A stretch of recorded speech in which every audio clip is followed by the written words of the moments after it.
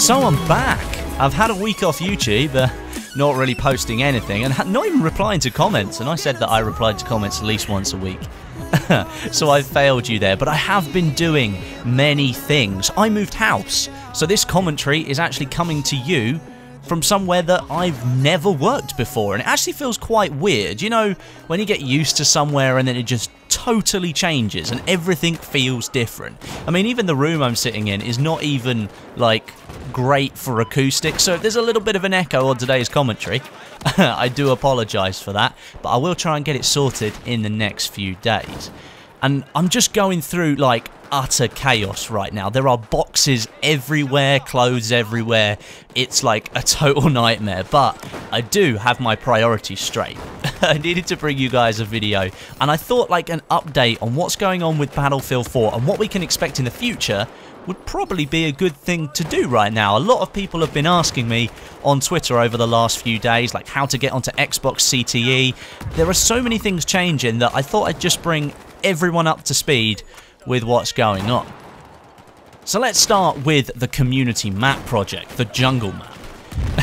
It still doesn't have a name, which might give you a good indication as to whether we can expect anything at any point soon. But in case you didn't know, we still have no official release date for it.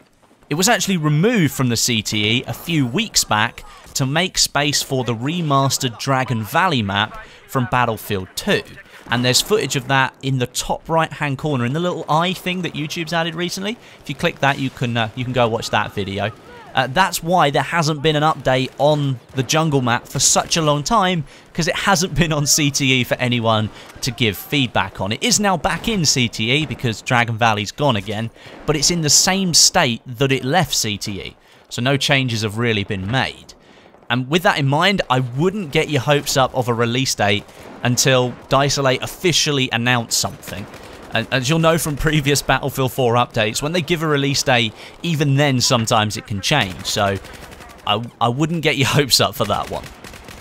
From the jungle map to Dragon Valley, which only made a brief appearance in CTE, that is the veteran map that Dicelate have been working on behind the scenes. It kind of felt like they might be doing more than just one map, but in the end it is only just one map. That's left a few people disappointed, but they do have a few tricks up their sleeve apparently, which we haven't seen yet. But I must say I am very impressed with the map. The way that the gameplay flowed from flag to flag was really satisfying, and it was really nice to see that you didn't ever seem to get stuck in like a spawn block or a spawn rape. And considering the advanced stage of development it was actually in, I'm hoping that we will see that at some point late summer.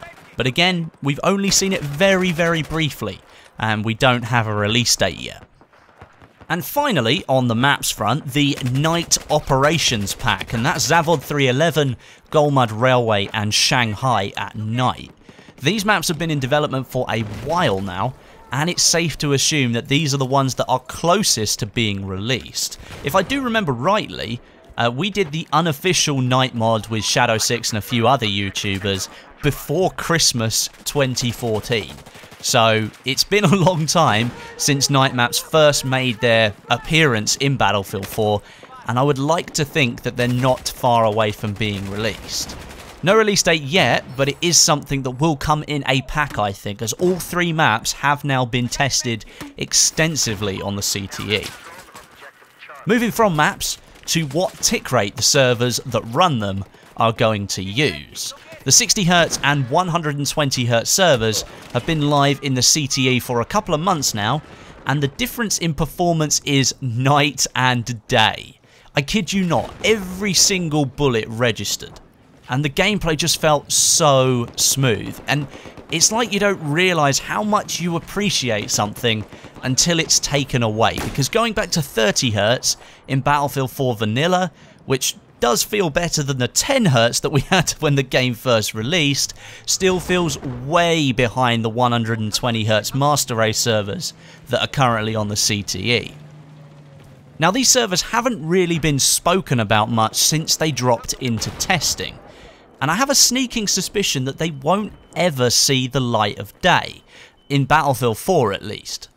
For me, it's too late in the game's life cycle to announce a feature like this, And had they been implemented before the first 2 DLCs, then maybe they could have improved the player base numbers and made the game better.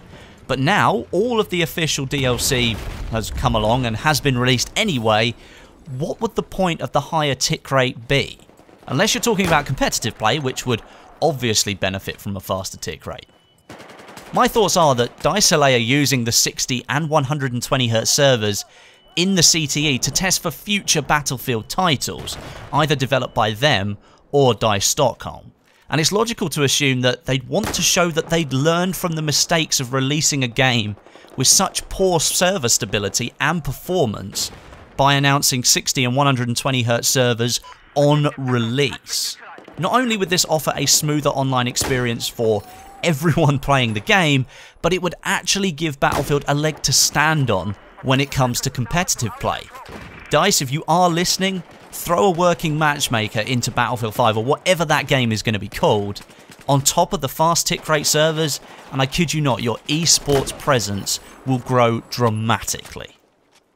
So there you have it, the major things coming in the near future to Battlefield 4. Hopefully this helped some of you understand where things are and where they're going and how far away they actually are from being released.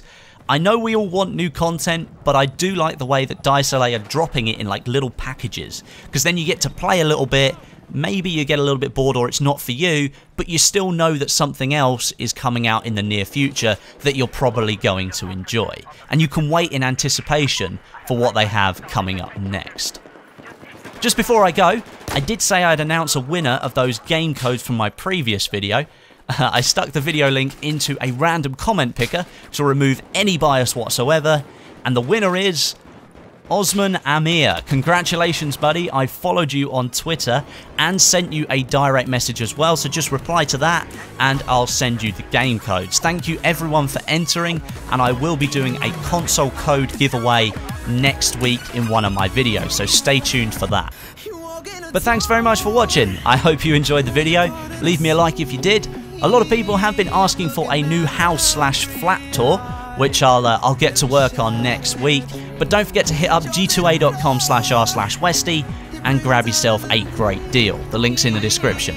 But until next time, my name is Westy, and I'll catch you guys in the next video.